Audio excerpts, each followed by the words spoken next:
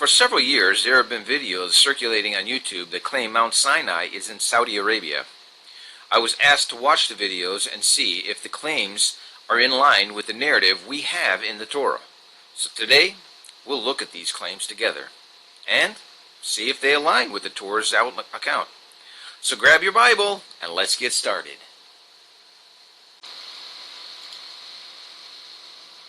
So, let's start with trying to figure out where all of these areas are that we're going to be speaking about today. So if you're not familiar with the Middle East, this is what we call today the Sinai Peninsula. And as you can see here, there's two legs of the Sea of Reeds. This is the western leg, the Gulf of Suez, and this is the eastern leg called the Gulf of Aqaba.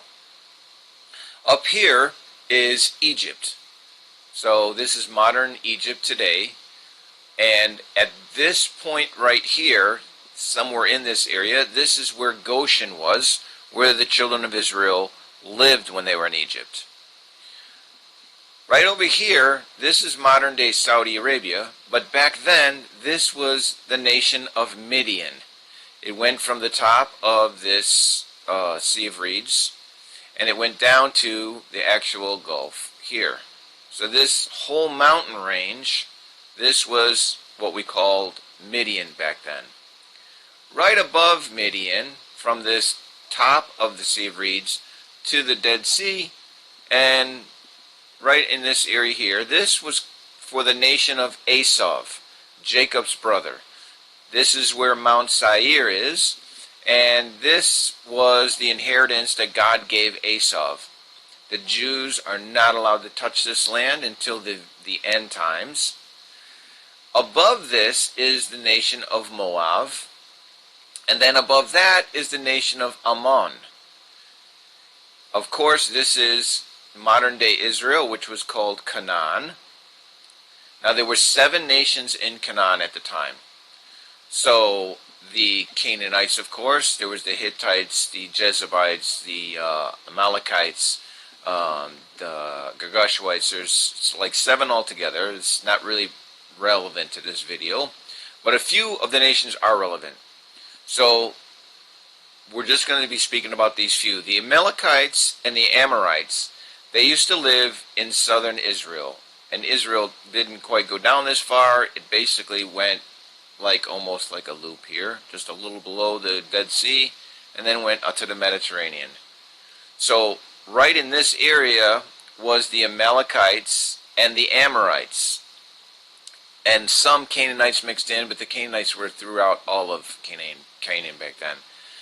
Over here, where we call the Gaza Strip today, that was the Philistines, and they came out, not sure how many miles, but maybe 50 miles out, and they went around, and they went all the way down here into the Sinai Peninsula. So this whole area was the Philistine area. Now those are the main nations that we need to speak about today. So, now that we got a layout of where everybody is, let's go over these claims and see if we can prove these claims using the Torah. Because that's the only account we have, and that account's straight from God, so we know it's an accurate account. So first we're going to start with what their claims are. Their claims are that Saudi Arabia, over here, is where Mount Sinai is. They also claim that the crossing of the Sea of Reeds was on this eastern leg of the Sea of Reeds rather than the western leg, which is commonly believed to be where the crossing was. So, where they think the crossing was right over here, what we call Nubia Beach. So, Nubia Beach, they say, have several interesting clues, I guess you could call them, that would prove their claims that this was the crossing. So we're going to go over as many as the clues as I can remember. They gave about 6 or 7. So first they said that this beach is the only beach that's large enough to carry the entire nation of Israel, as they waited for the water to split so they could cross. So that would be the first claim. The second claim is that the sand on this beach seems to be melted in with the rocks, like so it's a solid surface, like they were heated up and became pliable and melted together. So in other words, this beach here is really not like regular sand beach. It's like almost like a stone. It's not soft like sand like you'd see on a regular beach. The next claim they say is there's a marble pillar that's approximately 16 feet tall. It's a man-made pillar that's installed here. And there's another one that's installed on the Saudi Arabia side, which they claim that King Solomon installed these to memorialize this area as the crossing. So then the next claim they have is that there's chariot wheels right here in the water that they say were the chariots from Pharaoh's army when they were drowned in the sea. The final claim they have as far as this being the crossing is they say right here across just this one area of the Sea of Reeds is the only place there is a land bridge that actually is just below the surface of the water. So God would have just basically had to lower the water level, and it would have exposed this perfect land bridge so they could have just walked across the sea. So those are their claims as far as the crossing goes. As far as their claims of why they think Mount Sinai is here is, first, they've found a mountain here that has a blackened top that looks like the mountain was on fire at one point. So they point to a verse that says when God rested on the mountain, it smoked and was burning. So they say this blackened mountain, that is from the burning when God was on top of the mountain. They also say there's 12 wells around the mountain, and they also have found a large rock that's approximately 50 feet tall, I guess, and it looks like it's split in half, and it has water erosion on it, so they believe this is the rock that Moshe struck with his staff that gave the nation water. So I believe those are the basic claims of why they think that Saudi Arabia is where Mount Sinai is. They're the major claims. They might have a few more, like they showed pictures at the base of the mountain of rocks that were on the mountain that had like carvings of cows, calves, and stuff in there. I don't think they made the claim that that was evidence that that's where they gave the golden calf. But we'll go over that one as well in case that is one of their claims. So now that we have what their claims are, let's look at the Torah and some verses and see if they actually comport with what it says. So, what we're going to do is we're going to first figure out where are the verses that explain the travels as they left Egypt to go to Mount Sinai. So, you'll see this in Exodus chapter 13. They're ready to leave Egypt. And God says He did not want them to go on a direct path, because the Philistines were warring at the time with other nations. And if the children of Israel tried to go through their land, they would go to war with Israel. And God didn't want that to happen, because if Israel automatically got attacked right when they left Egypt, they would just turn around and go back. So God says in Exodus 13, verse 18, "So God turned the people toward the way of the wilderness to the Sea of Reeds." So instead of going from Goshen, which is here, directly to Israel, He turned them south to go toward the wilderness. So now we know the wilderness is south of this Goshen area. Or south, it could be southeast. So from this point on, this whole area is considered a wilderness until we get a better clue. So we go a little bit further, 2 more verses further, and it says in Exodus 13:20, "They journeyed from Sukkot and encamped in Etham at the edge of the wilderness. So this is a nice clue, because these are the first two stops before they actually got to the beach that they were going to cross at. So we have to figure out, one, where Sukkot is and where Esam is. So when they finally got to the beach, before they crossed, they crossed on the 6th day. They got to the beach on the 5th day, but they got to Esam and then on the 3rd day. So they went to Sukkot and then to Esam by the 3rd day. So we have to determine, the first thing we have to determine is if Goshen to this crossing is approximately 3 days away. So the first thing we want to do is we want to look at how much of a distance do we have here between Goshen, which it's not exactly sure where it is, but within, a couple miles. So let's just put our cursor here, and we're going to go down to Nubia Beach, and we're going to get 180 miles. So it could be 180, it could be 185, maybe 175. It's in this area.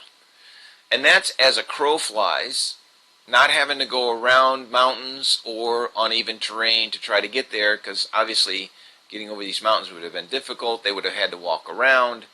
But let's say they went in a straight line straight there. So we have to figure out, can people walk 180 miles in 3 days? So first off, we know the average person, a healthy adult person, can walk between 15 and 20 miles a day. So let's go on the higher side and say 20. So if it's 3 days times 20, it would be 60 miles. This is 180 miles, so it's nowhere near what they could walk in 3 days.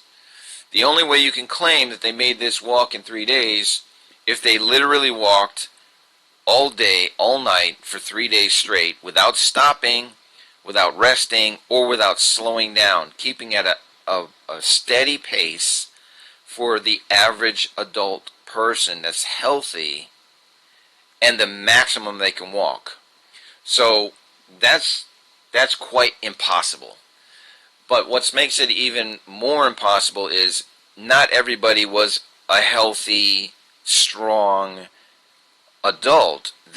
Most of the people were either women or children or infants, but they also had lots of livestock and donkeys that were loaded with gold and belongings. So the donkeys certainly could not have walked 180 miles in 3 days. So at first glance, we see that this crossing is more than likely not where they crossed. So just by the distance alone, it looks a little bit suspicious. But let's not rule it out yet.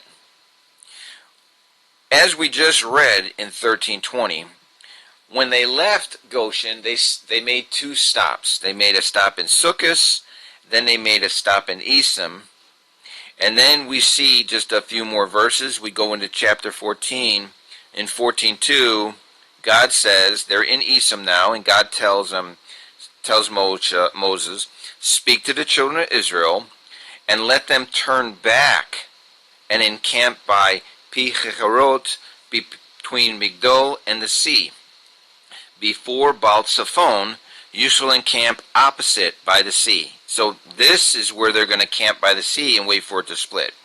So what we see is when they were at Esam, God says to turn around and go back, as if they're going back towards Sukkot. So these are really good clues. So let's go to their camp here, where they say the beach was, at Nubia Beach, and let's look at the terrain and see if there's 2 areas, one that could be considered Sukkot and one that could be considered Esam, where a nation of over 3 million people could have stayed or encamped. So the beach is here, and as you can see, there's a massive mountain range that goes right up against the sea, all the way down, almost all the way up, and it's a quite large mountain range, and it's completely full of mountains. There's no passageways other than water runoffs, which today I think they've made like a 2-lane highway here, but there's a highway here that's like literally on the coast of the sea because it's so close to the mountains. So if they were in Sukkot and then Esam and then turned back and went back to the sea and encamped, so Sukkot would have to be somewhere around this beach, and there's nowhere for the nation to not only camp, but there was nowhere for them to walk. There's all mountain ranges here. These are very high mountains.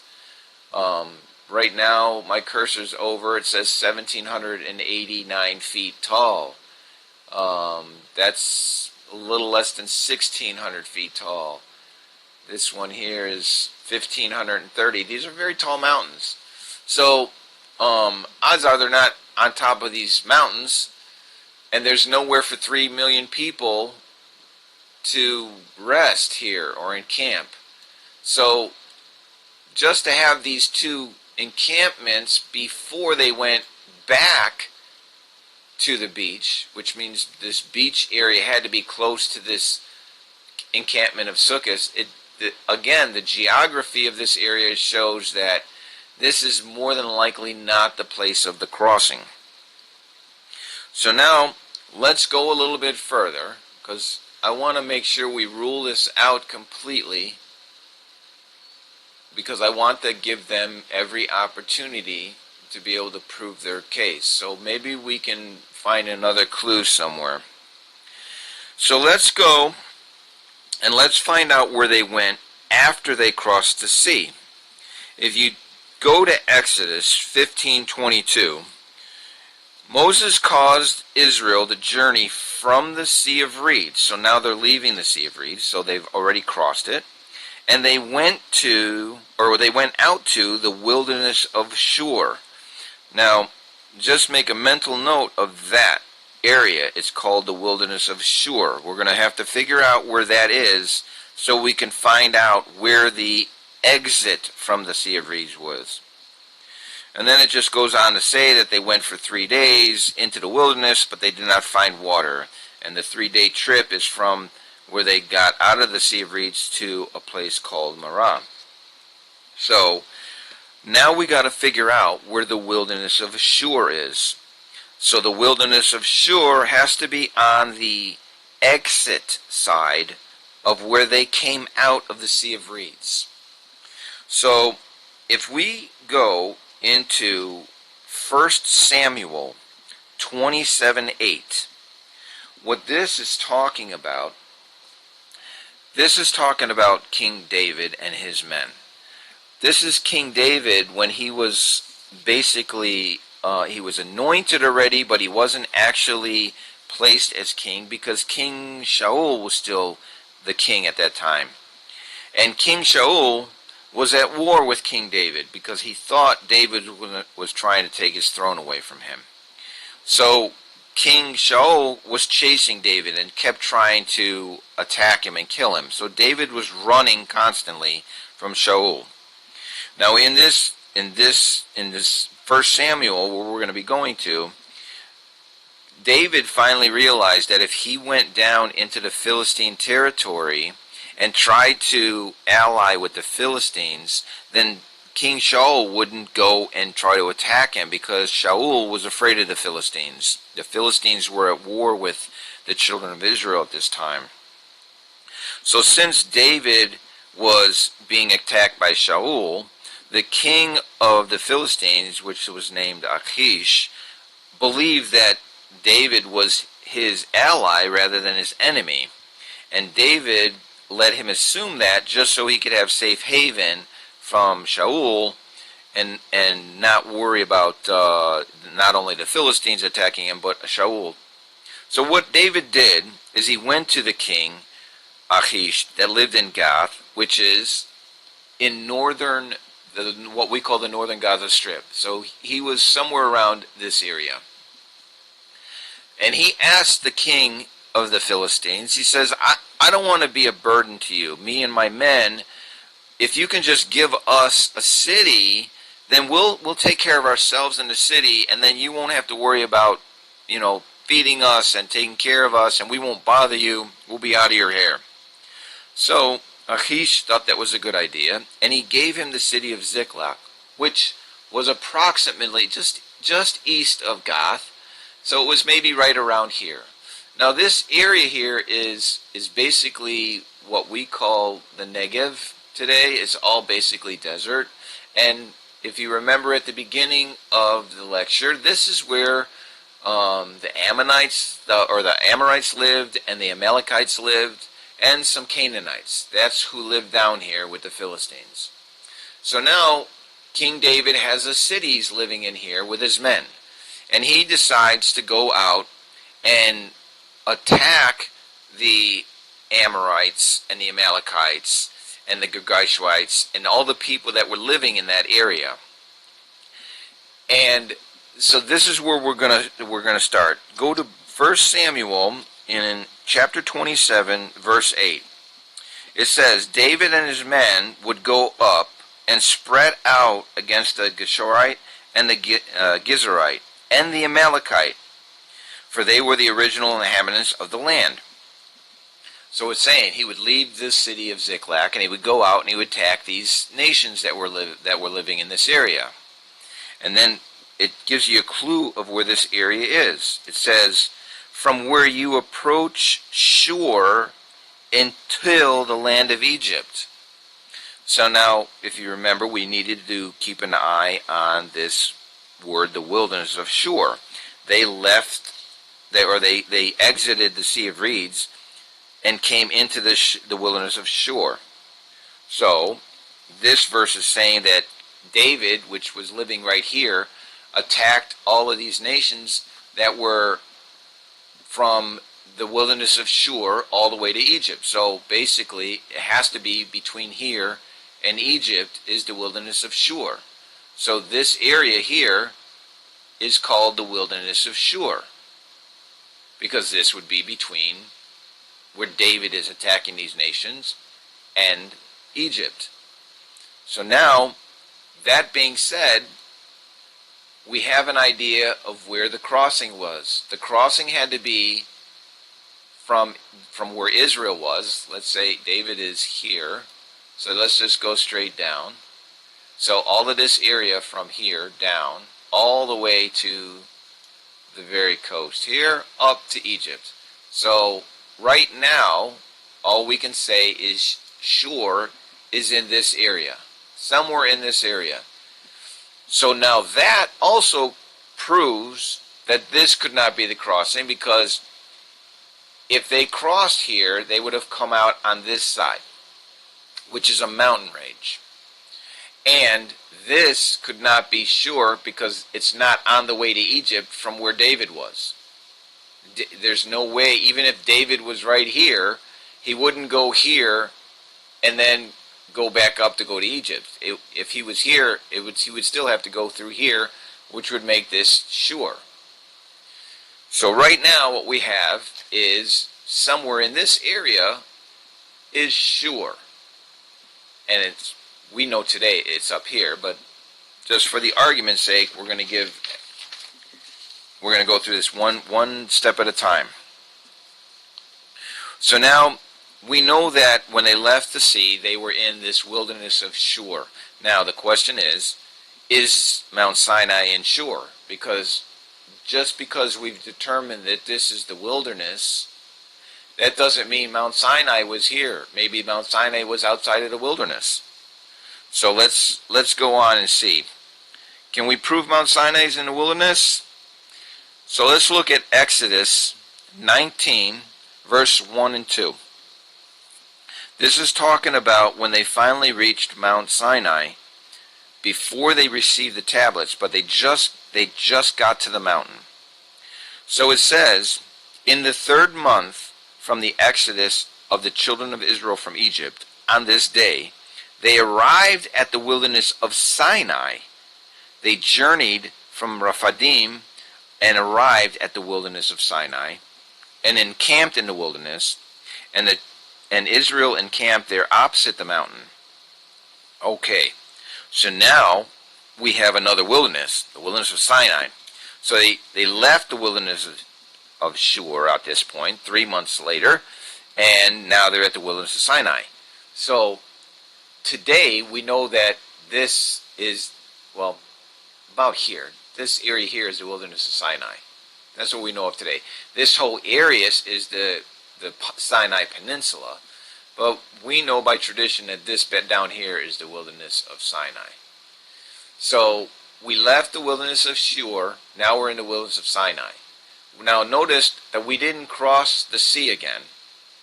We just went from the wilderness of Shur right into a wilderness of Sinai. So let's keep going further. We need to figure out if now that we know that the Mount Sinai is in a wilderness, let's see if we can call what used to be called Midian, today it's Saudi Arabia, let's see if we can call this a wilderness by verses. So now we're going to go back in Exodus several chapters, and the lead up to this is Moshe was a prince in Egypt, we all know, and at one point he wound up killing an Egyptian man to try to save one of the children of Israel. He buried the man in sand, but then someone informed Pharaoh, and then Pharaoh wanted to arrest Moshe, so Moshe ran. He ran away, and he wound up in the land of Midian. So now Moshe ran from Egypt, and he ran over here to Midian. In Midian, we all know that he met Zipporah, his future wife, and her father, Yisro. So this chapter that we're going to go into, Moshe's already married to Zipporah, and now he's working for his father-in-law, Yisro. So go to Exodus 3:1. And it says that Moshe was shepherding the sheep of Yisro, his father-in-law, the priest of Midian, and he guided the sheep far into the wilderness, and he arrived at the mountain of God. So you see, this is saying that the wilderness was far away from Midian. It wasn't in Midian, and Midian wasn't in the wilderness. So Moshe would take the sheep and go far into the wilderness. Now, if the wilderness was on the other side of this leg of the Sea of Reeds, then it makes sense that he would be going far. If it was in Midian, it wouldn't say he went far into the wilderness. It would just say he went to pasture the sheep. So this is giving us a clue that this is probably not ever called the wilderness, and it's certainly not where the mountain of God, which is Mount Sinai, is, because it says he went far into the wilderness and arrived at the mountain of God. So now we're going to continue the story, and he's shepherding the sheep into the wilderness, and he discovers this bush that's burning but not getting consumed. So he goes up to this bush, and then he gets a revelation from Hashem, and he's talking to him, and Hashem's basically telling him, go to Egypt and take my people out. And Moshe's arguing with him. He says, I'm not worthy, I can't speak, my brother is older than me, he'll be slighted, he's already a prophet, you should send somebody else. And this went on back and forth for 7 days. Finally, at the end, Hashem got really upset at Moshe, and he said in chapter 4, Exodus chapter 4:14, it says, the wrath of Hashem burned against Moshe, and he said, is there not Aaron your brother, the Levite? I know that he will surely speak. Moreover, he's going out to meet you. And when he sees you, he will rejoice in his heart. So, in other words, God's saying, you have your brother Aaron, so I want you to go do this job, but your brother will work with you, and I'll tell you what to tell him, and he'll say the words, so you don't have to worry about your problem with your speech. That's what it's saying. But the clue here is it's saying that he's going to go out and meet you. He's coming out of Egypt to meet you. So now Moshe has no choice. He has to go. But first, he has to bring the sheep back to his father-in-law, and he has to ask his father-in-law for permission to go, because you have to respect your parents. So although God told him to go, he still needs to make the formal request with Yisro. So he goes back to Midian, and he talks to his father-in-law, and that's just a few verses later, Exodus 4:18. And it says, So Moshe went to return to Yisro, his father-in-law, and said to him, Let me now go back to my brethren who are in Egypt, and see if they are alive. So Yisro said to Moshe, Go in peace. So Moshe leaves the mountain. He leaves Mount Sinai, where he seen the revelation of the burning bush. He went back to Midian. So if he's on this side where Mount Sinai, where we think Mount Sinai is, he went to Midian and he told his father-in-law, Can I please go to Egypt? And he says, Go in peace. So now Moshe leaves Midian and he's on his way to Egypt. Now, if we remember, God said Aaron's going to come out and meet you. So now we're going to see how that played a role. So we were at 4:18. Go down a little bit further to 4:27. And this is God speaking to Aaron, telling him to go meet Moshe. It says, Hashem said to Aaron, Go meet Moshe to the wilderness. So he's going into the wilderness. So he went and encountered him at the mountain of God. So Moshe starts here and goes towards Egypt. Aaron starts in Egypt and goes towards Moshe. And they meet somewhere in between the 2 points. So somewhere in this area, which again we see is called the wilderness and cannot be in Midian.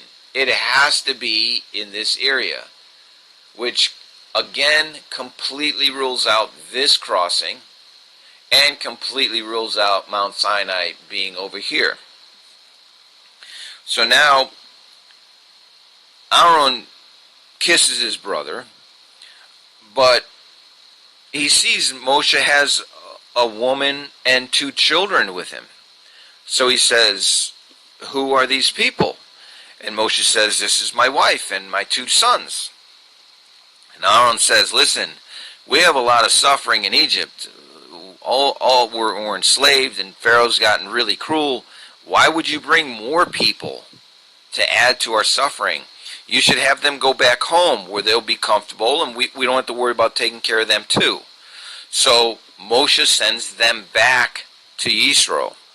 So see, they're not in Midian. They have the Zipporah and the children have to go back to Yisro. So we see,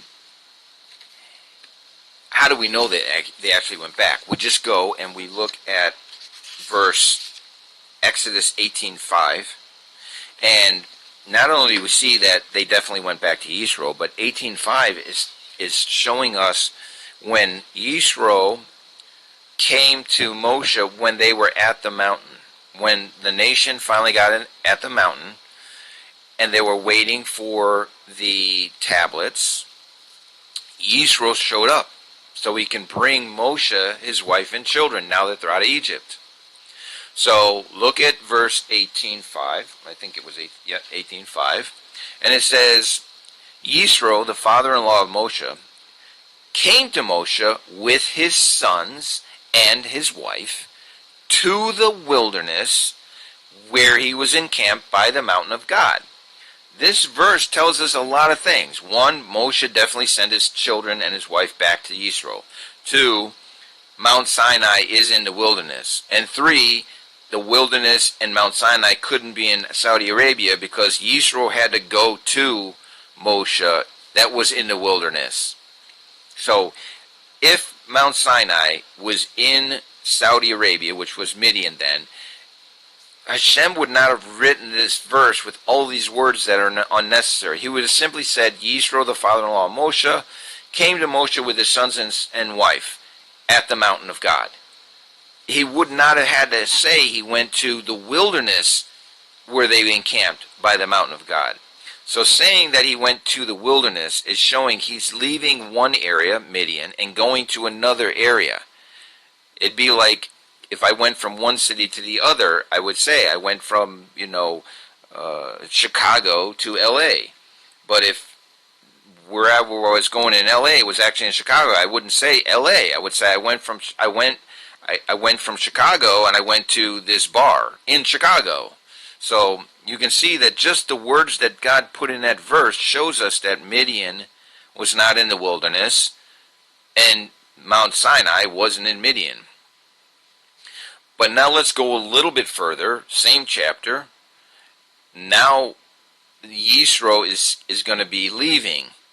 He met Moshe, brought the kids, brought his wife. He gave Moshe advice, and then he's ready to leave. So just go down to Exodus 18:27, and it says, Moshe sent off his father-in-law, and he went to his land. So, again, this is showing that Mount Sinai was not in Yisro's land, which was the land of Midian.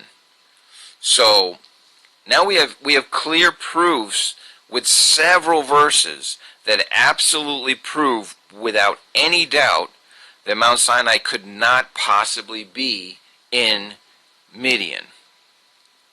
But let's see if we can prove even further that the wilderness is definitely not east of Israel or Canaan at the time, but south of Canaan. So now, if we go to Deuteronomy, and we're going to be reading a verse where God is going to give us the borders of Israel. So turn to Deuteronomy 11:24. And it says, every place where your soul, or the sole of your foot, will tread, shall be yours. Now, let me pull the map down so we can get Israel. All right. So it says, from the wilderness, which is the southern border, to the Lebanon, which is the northern border, to the river, the Euphrates River, which actually is way over here, and then until the western sea, which is over here. So see, it gave you all four borders. The one that we're looking at is the wilderness, which is the southern border. So, and we know that Israel then was cut right about like this. So this was the southern border. All right, so that's the first clue that the wilderness is on the southern border of Israel. Well, let's go a little further. We know that the children of Israel, right when they left Mount Sinai, they went to a place called Kadesh Barnea. So Kadesh Barnea was where they sent spies to spy out the land, and then come back with a report before they went into the land. Wound up that the spies came back with an evil report. The people complained, wanted to go back to Egypt. God got very upset because they didn't trust him. So he killed the spies. There was a big plague, and everybody realized that they made a big mistake, and they said, okay, we'll go. Moses told them, don't go, because God's not going to be with you now, and you're just going to get killed by the Amalekites, because they'll come on this mountain and they'll kill you. So the first thing we're going to understand is Kadesh Barnea is close to these Amalekites. So let's look at these verses. In Deuteronomy chapter 1, verse 1 and 2, again, Moshe is going over more or less their travels in the desert, but it talks about Kadesh Barnea, which is what I want to get to. So it says, these are the words that Moshe spoke to Israel on the other side of the Jordan concerning the wilderness, is where they were running around, concerning the desert, Arava, opposite the Sea of Reeds, between Parah, Topel, Levan, and Di Zahav. So these names are actually not names of places. Paran is the name of a place, but most of these names are actually allusions of times the nation sinned in while they were wandering around, but none of that's relevant to this point. So the following part of the verse says, 11 days from Horeb, by way of Mount Sinai to Kadesh Barnea. So there's where we got Kadesh Barnea, and we know that it's on the way, like skirting Mount Sinai, and it's from Horeb, which is Mount Sinai. So, and it's 11 days from Horeb. So today we know by tradition that Kadesh Barnea was right around here somewhere. So we need to figure out if this was 11 days from where we think Mount Sinai was. So let's get our trusty ruler out and let's start here. Now, where we believe, as far as tradition goes, of where Mount Sinai is down here in this mountain range. Somewhere in here, we're not sure where. The Catholic Church believes it's right about here, because they've put a church, oddly enough, right on the mountain where God says not to make idols. So they put a church full of idols on the mountain God said not to worship idols. Odd. Anyway, so this is supposed to be 11 days from Mount Sinai to Kadesh Barnea. So what's the mileage? 171 miles. So if you take your trusty calculator and do 171 divided by 11, remember what we said earlier, a person can walk between 15 and 20 miles a day. It turns out to be 15 and a half miles a day. So it turns out to be exactly what a human being can walk, 15 and a half miles a day.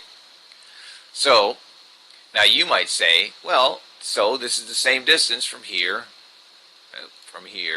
down to here, more or less, a little less, almost 150, so a little less, but they could make that in the same time. That's true. So let's rule that out right now. If you remember what I said earlier, let me move this out of the way. This area here was Midian. Above it, right on from the tip here up to the Dead Sea, this is Esav. That's a very big clue. And Mount Seir is here. So to go through this area would have been a death sentence for anybody, including the Midianites. Esav did not allow anybody in his land, and he would be violent and kill anybody that went through his land. And the children of Israel were not allowed to set foot in that land, not even set foot in the land without Esau's permission. Hashem told us that explicitly in a verse. We had to actually go around this land in order to go to Israel because God did not want us to go through his land. That's not our land to touch. That was an inheritance to him, and we can't touch it. Midian also could not go through that land, and they would have had to go on through the land. So it couldn't have been there. So that's one of the proofs where it couldn't have been over here. But let's go a little bit further. Or let's try to figure out if this is actually where Kadesh Barnea is first. Let me just do that real quick. So, bring this down a little bit more. To find out if this is actually where Kadesh Barnea is, we have to go a little bit further back, like quite a bit back in the Torah, and we have to go all the way to Genesis. So we're going to go to the story where Sodom and Gomorrah. There was 5 cities altogether. Sodom was the main city, like the metropolis, and then there was 4 cities that were around it. Gomorrah, and there was 3 other cities that were around it. It was all one big like a metropolis of cities, and Sodom was like the center of it. So each city had its own king, and they were all allies, and they were paying tribute to another king, and the other king lived up here in Syria. Well, they stopped paying their tributes, so the king in Syria came down, and there was 5 kings that came down, or 4 kings that came down and warred with the 5 kings of Sodom, Gomorrah, and other 3 cities. So that's the story we're going to be going to. And at the end of this fight, they won. The 4 kings won the 5 kings. They beat them. So in Genesis 14:7, it says, then they turned back. This is the four kings that beat the five kings. It says, then they turned back and came to En Mishpat, which is Kadesh. So they're in this area. They're in this southern area, and they turned and went to Kadesh, which is where we say it is. And they struck the territory of the Amalekites and also the Amorites. So you see, we said this is where the Amorites and the Amalekites lived. So after they struck these five cities, they went down here to Kadesh. And remember, God says, don't go up into the land, because I told you that if you do, you're going to be slaughtered, because you didn't trust in me. So, and who slaughtered them was the Amalekites. So again, we see another clear verse that this is where Kadesh Barnea was. So now, let's go a little further and find out more proofs about the place of the Amorites and the Amalekites. If you go to Numbers 14, verses 34 and 14, 43 and 45, it says, for the Amalekites and the Canaanites are there before you, and you will fall by the sword. So this is where God's saying, don't climb the mountain. This is after the sin of the spies, because the Amalekites and the Canaanites are going to attack you by the sword, and you're going to die because you turned away from me. So then he says, but you defiantly ascended the mountain, while the ark of Hashem's covenant and Moshe did not move from the midst of the camp. The Amalekite and the Canaanite who dwelled on the mountain descended and struck them and pounded them. So you see, they're at this mountain where the Amalekites and the Amorites and the Canaanites were living. So obviously, this is definitely where Kadesh Barnea was. Now, we're going to go to Deuteronomy 1:7, and it says, turn yourself around and journey, and come to the Amorite mountain and its neighbors, in the desert, on the mountain, in the lowland, in the south. So, again, this is the south. It's pretty simple. These are mountain ranges. It's in the south. They climbed a mountain, and the Amalekites came and fought them out. So we're positive this is where Kadesh Barnea is. And keep in mind, we're just verifying where Kadesh Barnea is, because Kadesh Barnea is right by the wilderness. So again, we can see the wilderness is not over at Saudi Arabia. So the last thing we want to look at is, let's put a nail in the coffin with the placement of the Amorites. So we know for sure that we are 100% positive where they were. So, in Joshua 10:5, this is the story of when Joshua made, after the nation first went into the land, they conquered two cities, Jericho and Ai. Then he made a truce with a nation that tried to fool them in thinking they were foreigners from a distant land. They actually turned out to be Gibeonites that were actually from the Amorite nation, and they lived there in the land. So they fooled the children of Israel to make a truce with them, thinking they were foreigners, where they were actually Amorites.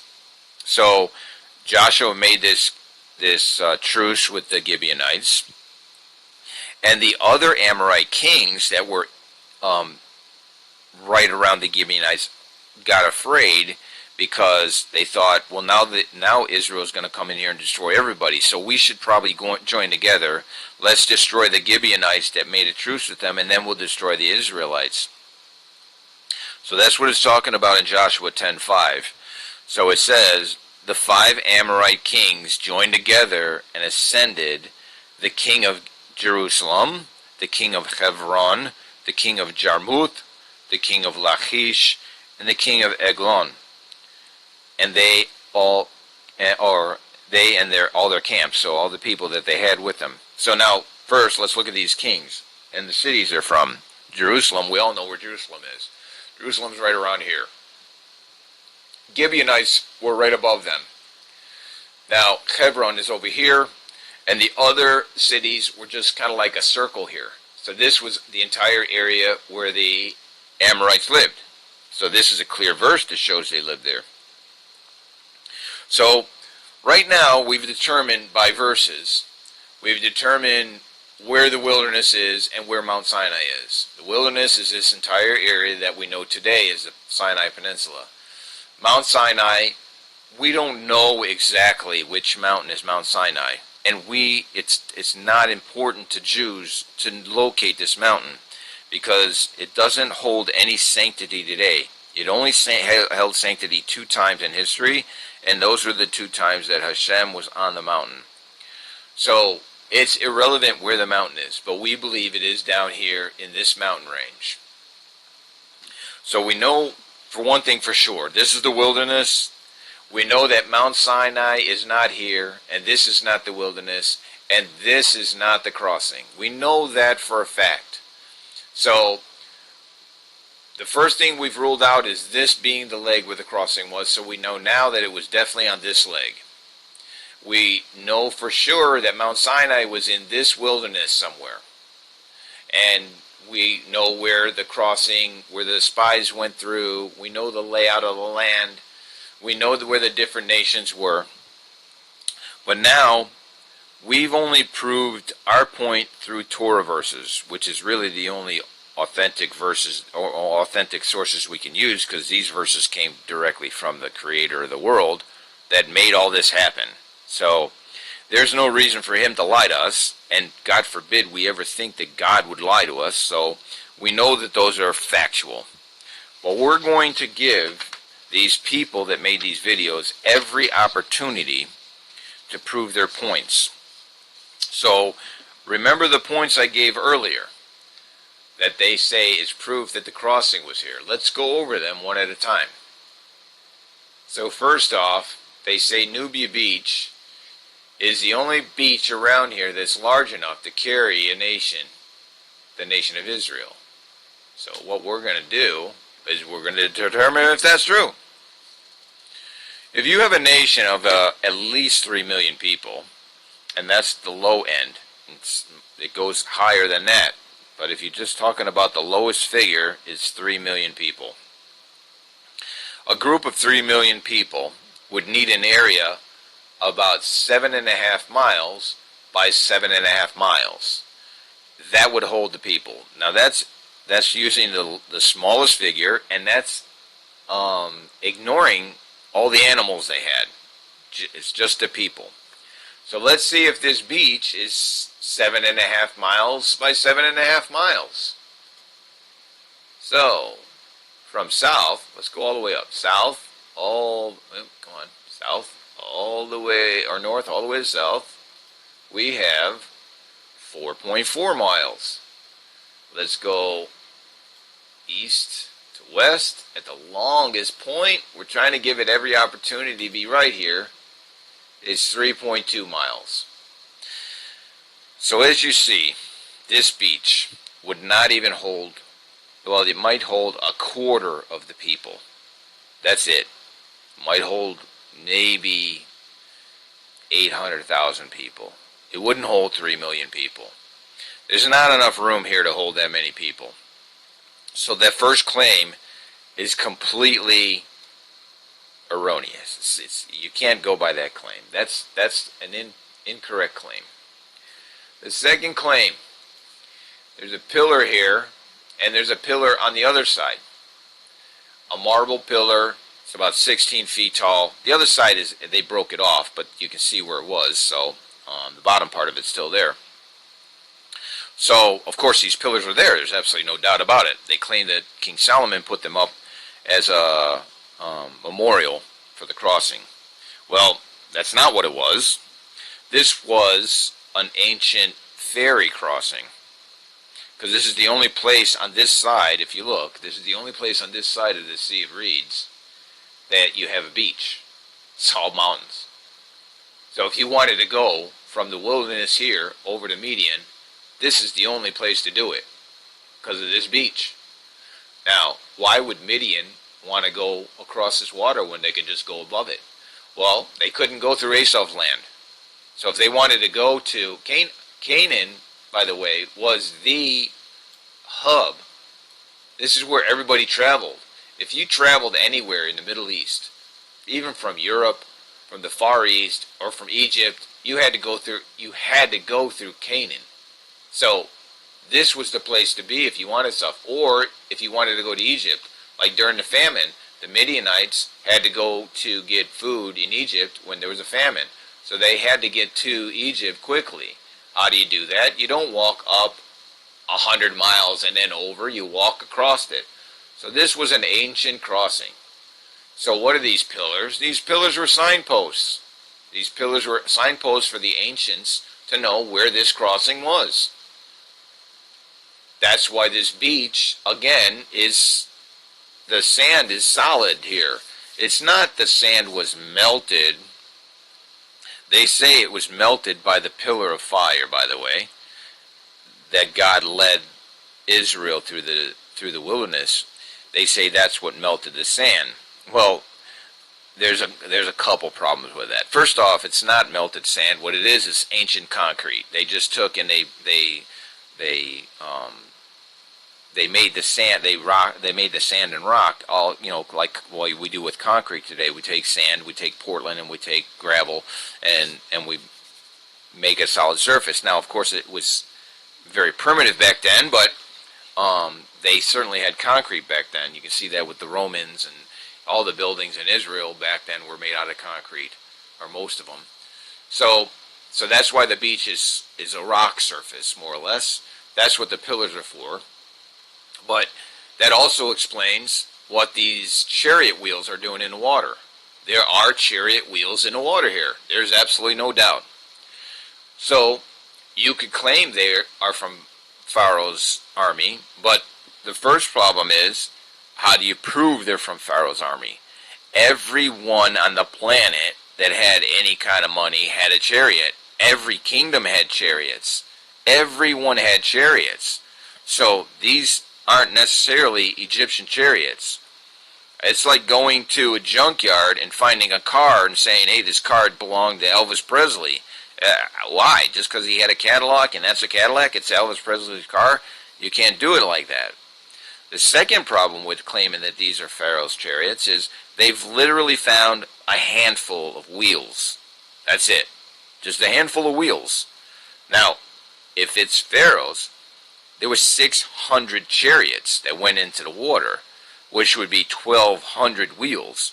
So, obviously, I wouldn't expect anyone to find 1,200 wheels, but you would find more than 10, or I don't even think there's 10 down there. The pictures they show are literally a handful, like maybe 5 or 6. That's it. There would be a lot more wheels down there than that. But then you would say, well, what are the wheels doing down there? Well, who would drive a chariot into water? Well, again, if you remember, this was an ancient ferry crossing. People would take their chariots from one side to the other.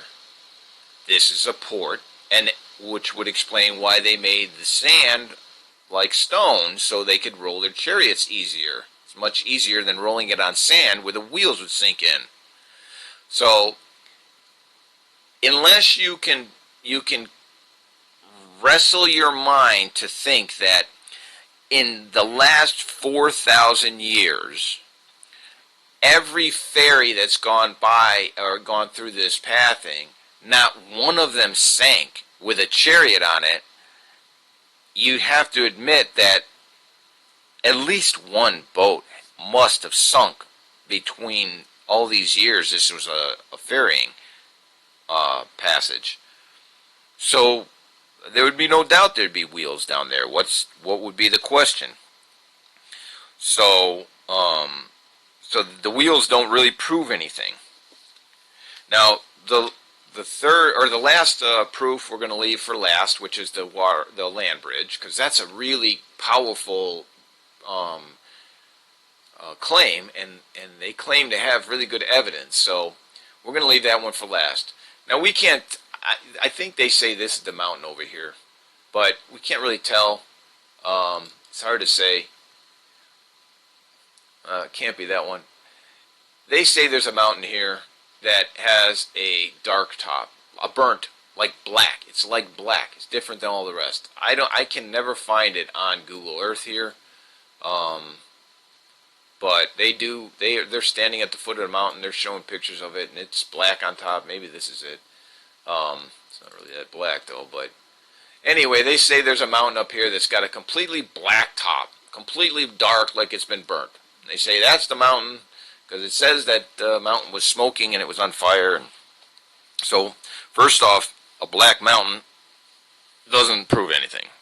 Anybody could walk up on top of a mountain and scorch the top of it. It's not that difficult. But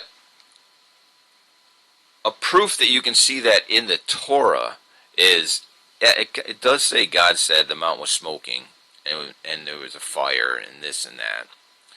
But those are metaphors. God doesn't have an image. He says so many, many times. He doesn't have an image. He's not a physical being, and you can never see him. So what he does is he uses words and terms that we would understand, because we would not understand spiritual terms. So when he talks to us and he tries to describe spiritual things to us, he uses language that we would understand. So he's saying when the cloud and the fire was on the mountain, it wasn't a fire like you know.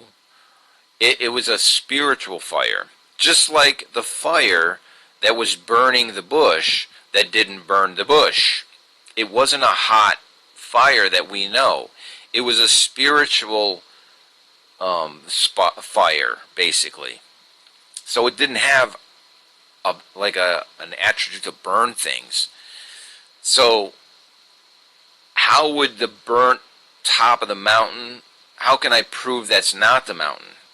They say the burning top of this mountain proves it was Mount Sinai. I can prove it wasn't just by their claim that it was a burnt top. When it was supposedly on fire and smoking, Moshe walked up to the top of it, where it was supposedly on fire and getting scorched, and was up there for 40 days. So, in order to believe their claim, you would have to believe that there was such a hot fire on the mountain that the rocks got burned to the point where they are today, 3,300 years later, still blackened, yet a human being stood on top of that mountain while it was burning them rocks and didn't get touched. So, outside of an absolute miracle, which could have happened, miracles can happen, but we also have the precedent of the burning bush. The burning bush had a fire, but it didn't burn it. The bush stayed completely fine. Didn't even burn the leaves. So we see when God manifested himself as a fire to Moshe, or to the people, it wasn't a fire that we understand today. It was a spiritual metaphor. So the burnt top doesn't really say anything. So now let's go over the 12 wells. There's 12 wells, they say, around the mountain. Now the wells they show, they look like modern wells. They're actually round, concrete, perfectly smooth concrete sleeves. They had concrete back then, but they couldn't make perfectly round pipes like big concrete sleeves. They couldn't do that back then. So that would be the first problem. But let's say they added those in later to protect the wells. Okay, let's say. The next thing is, there was wells everywhere in the Middle East. There still is. There's hundreds of wells everywhere. Because back then, if you wanted water, you dug a well. Everybody dug wells. You can see that clearly in all of the verses in Genesis, where everybody dug wells. Abraham, Isaac, Jacob, they all had to dig wells. That's the only way to get water. The Philistines dug wells. Everyone dug wells. So finding wells somewhere is irrelevant. And secondly, they wouldn't need wells. They had what their next claim is, a rock that followed them around and gave them water. So they wouldn't need it. Why on earth, if I have a rock that's giving me all the water I need miraculously, Why would I say, no thank you, God, I don't want your miracle water, I would rather dig a hole in the ground and pull water out of the ground? Why on earth would I do that? And not only one, but 12. You know, they bring up the 12 because it's the 12 tribes. So you notice that the evidence that they're bringing up is they're trying to bolster their claim. But their claims, none of their claims actually align with any Torah verse. They actually go against every Torah verse. So the wells are an irrelevant claim. They don't mean anything, and they actually kind of prove against the fact that that was Mount Sinai, because they didn't have a reason to dig wells. So now we're going to go with this rock. It's approximately 50 feet tall, I believe they say, and it looks like it's split right in half, standing up on end, and it looks like it's split in half. And they say there's water erosion on it, and this is the rock that Moshe hit with a stick and split, and the water came out of it. That's why it's split, and that's why there's water erosion on it. So just step back for one moment, open your mind, and just start using your cognitive abilities and say to yourself, okay, so this is a mountain range. I would have to believe that there is not one other rock here that is split. And to even think such a thing, you have to stop and say, yeah, I don't even want to mention something so ridiculous. Of course, there are a lot of rocks that look split. Then you would have to say, well, it's got water erosion. Okay, again, think about this. These rocks have been outside for thousands and thousands of years. Every rock out there has water erosion on it. So the water erosion, the split rock, does not prove anything either. But again, not only not proving anything, let me prove the opposite. Let me prove to you that this could not possibly be the rock. This is easy. So if they claim this is the rock that Moshe hit and gave him water, you have to understand, what is this rock? This rock followed them through all of their wanderings. They had 49 different camps in the wilderness before they entered the land. That rock followed them to every camp and miraculously gave them water. There was one time it stopped giving water, and that was when Miriam, Moshe's sister, died, because the water came in her merit. So when she died, God turned the water off. The nation cried for water. Moshe went out, was supposed to talk to the rock. He hit the rock instead, and that's the sin that kept him from entering the land.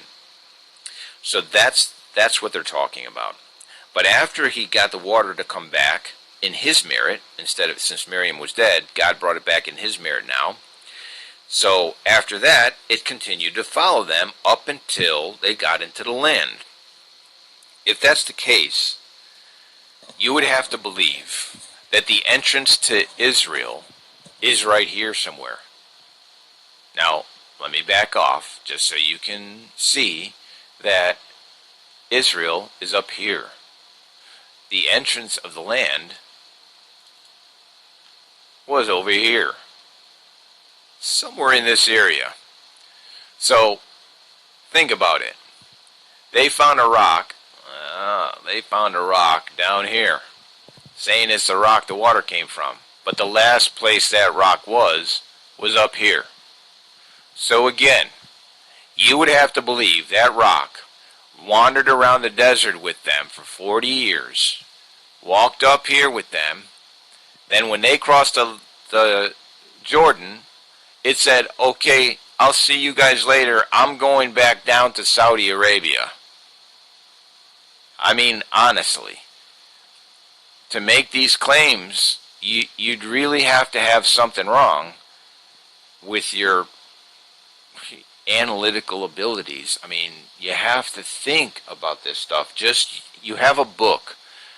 The book clearly writes this stuff.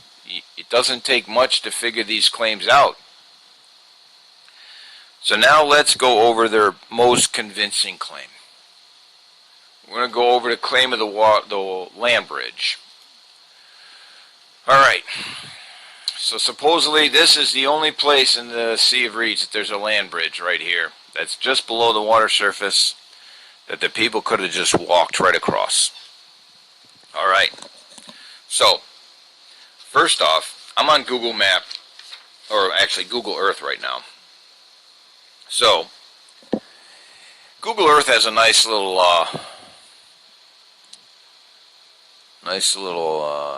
option here. If you look right over here, this shows an elevation of wherever your cursor is.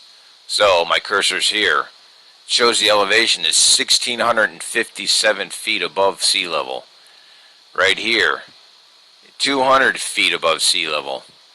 Then right here at the beach, 14 feet above sea level. Nice thing is it actually does the depths of water. So now we go into the water. Well, let's go up where they say the bridge is. So here.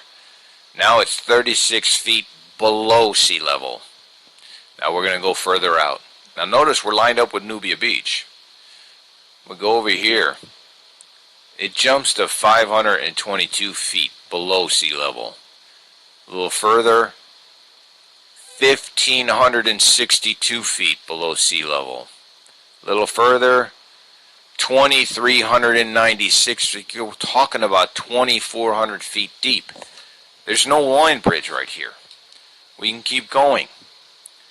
This says it's 2,333 feet. This is a very deep part of the sea.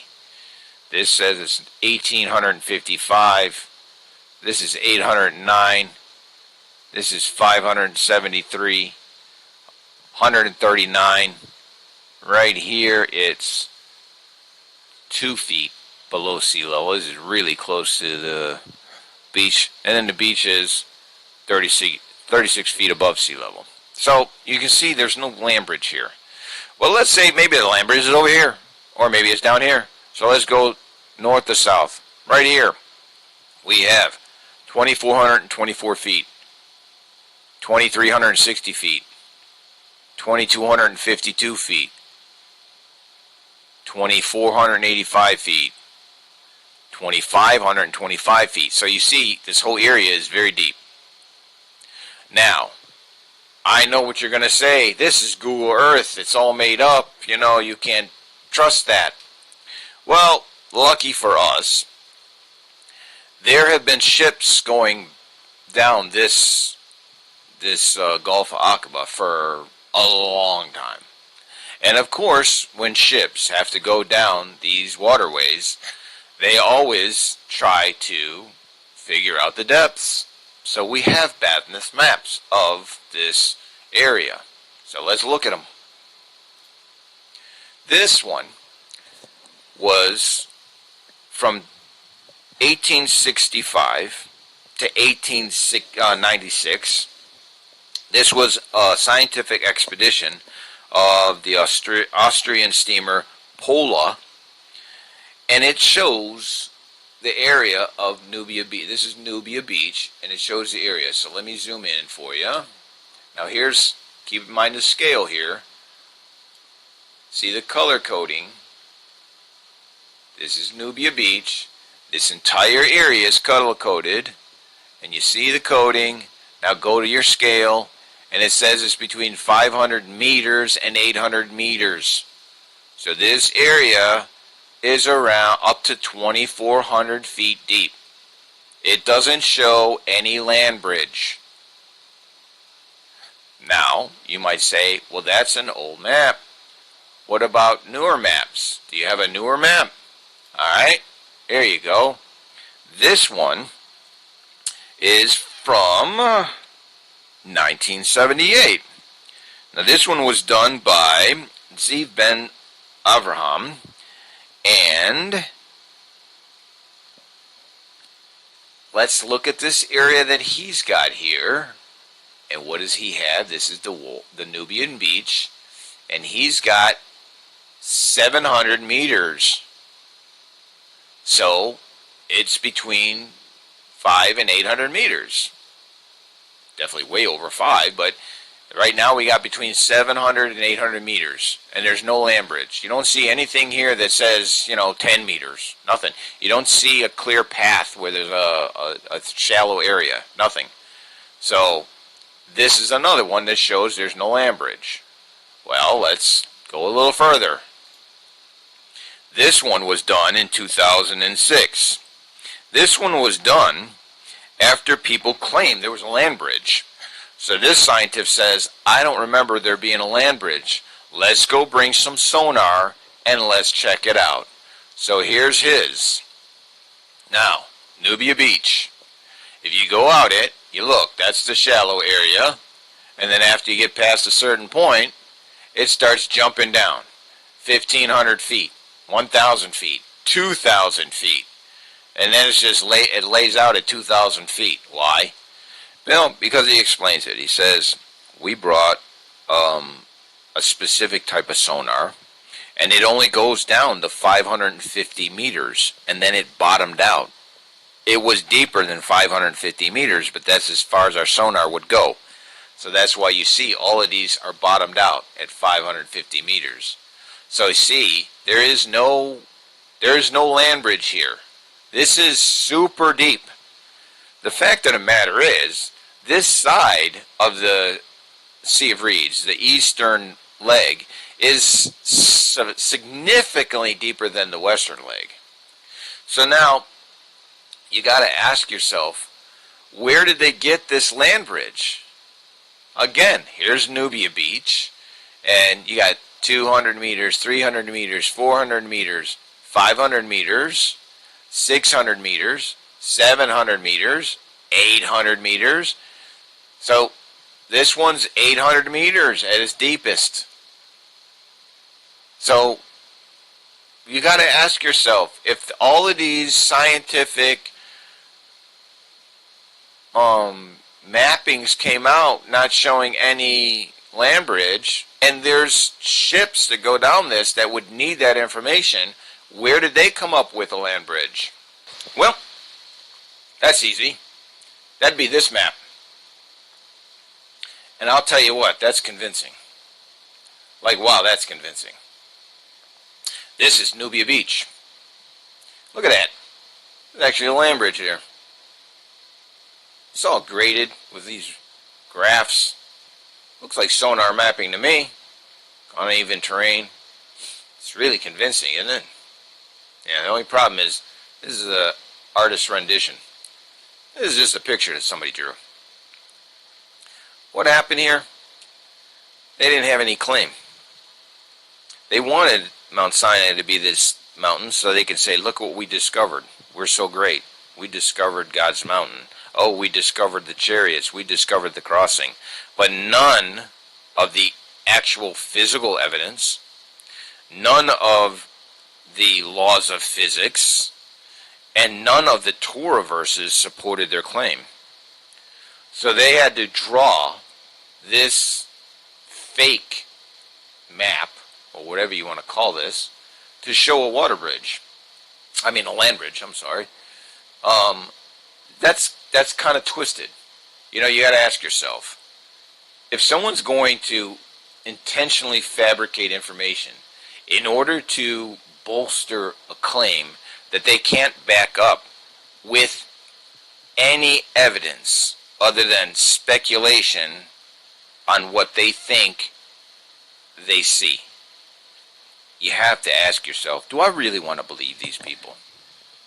The laws of best evidence says that if you have an eyewitness and you catch him in one lie, he testifies for an hour, and then you catch him right in the middle on one lie, and you know that's a lie, you have to throw out all of his testimony, because now you can't trust anything he says.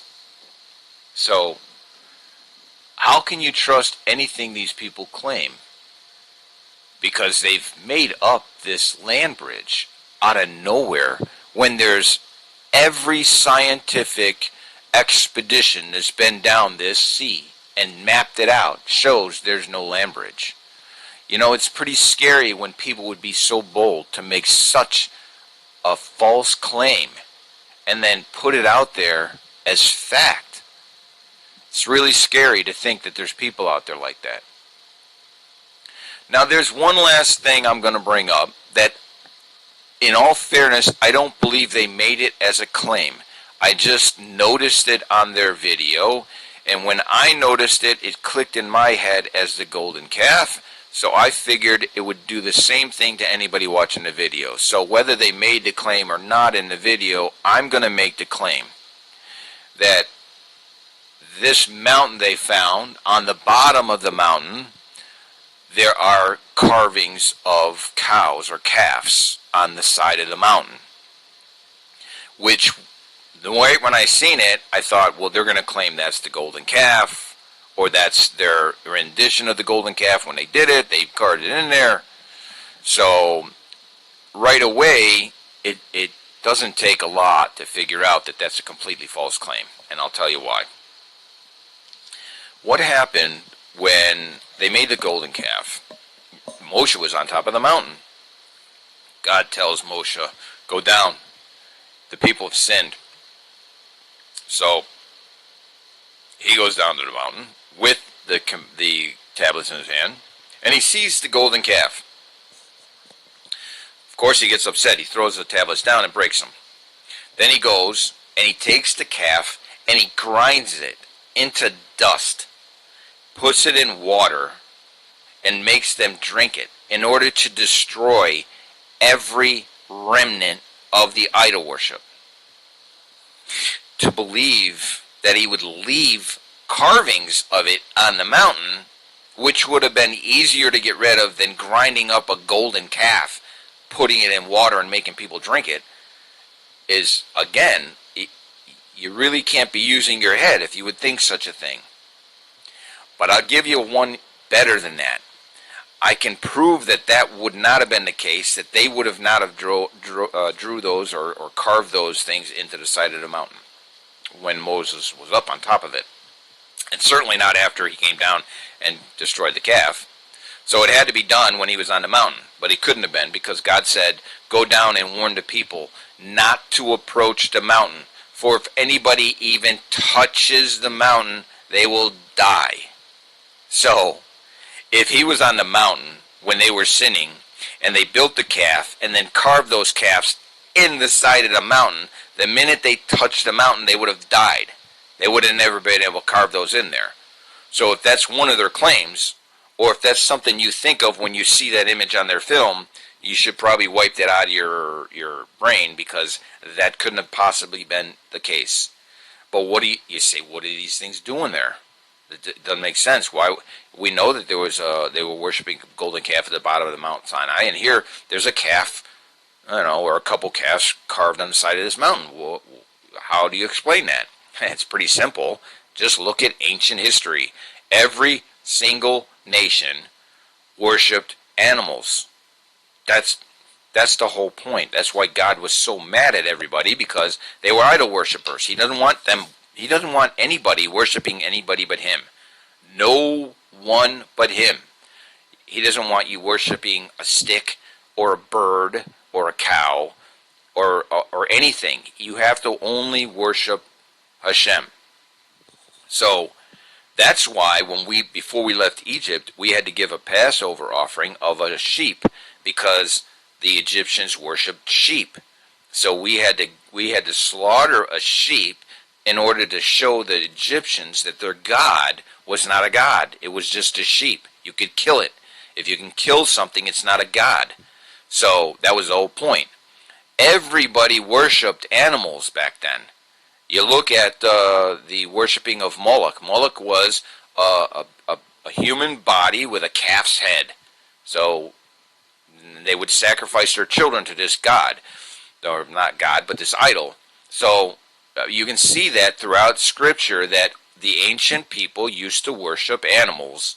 So it doesn't take a lot to figure out that somebody, maybe in Midian, was worshiping animals at that time. You know, Yisro, Moshe's father-in-law, was the priest of Midian, and he knew all of the idol-worshipping religions. He was a specialist at them. So he knew about the Egyptian idols and the Midianite idols and the Canaanite idols. He knew about Moloch. He knew about all of the idols. So, of course, you can imagine that people were carving idols, or, their images of their idols everywhere. So, again, it not only does it prove that that it might not be, but it proves it isn't, and it couldn't be, because, like I said, they couldn't touch the mountain. Okay. So now that we went over everything, I hope that this helps, and you keep in mind two different things. When you watch videos on YouTube, and there's a lot of good documentaries out there. There's a lot of good videos. A lot of people could put out good content, but there's a lot of people that put out bad content, and they have ulterior motives to, trying to push one narrative or another. I'm not sure what these people's motive is, other than recognition that they discovered something that nobody else could. I don't know what it is, but just you have to keep an open mind. And whether you went in looking at somebody's video with already a preconceived notion of the belief of whatever they're going to say or not, you should gauge what they're saying with the Torah. You got to look at verses. If what they say goes against what it says in the Torah, it's absolutely fake. It's absolutely false. They're making something up, and it's a very big sin to distort the Torah. So that's the first thing you got to keep in mind. First off, keep an open mind and go to the Torah and check these claims out. The second thing you have to keep in mind is none of these things matter. It doesn't matter where Mount Sinai is. It doesn't matter where the crossing is. The only things that matter is you have to follow the rules and the laws in the Torah. That's how he expects us to live on his world. The Torah is an instruction manual on humans on how to live properly on God's world. He created everything, and then he gave us a book on how to use the creation properly. So those are the only things you have to worry yourself about. We don't have to find Mount Sinai. We know it's there somewhere, but we don't need to go there. It's not holy anymore. The only place that has sanctity right now is the Temple Mount and the Western Wall. So, and when the third temple's built, the Temple Mount again will be the most important, most sanctified place on the planet. Mount Sinai does not matter anymore. So, don't worry about these archaeological finds.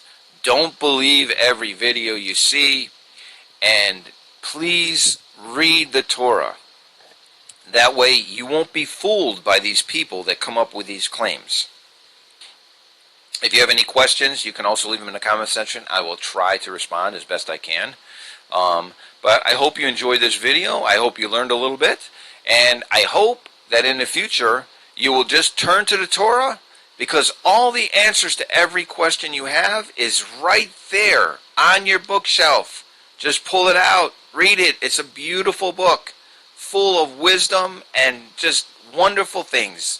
So please open it up and read it. Thank you.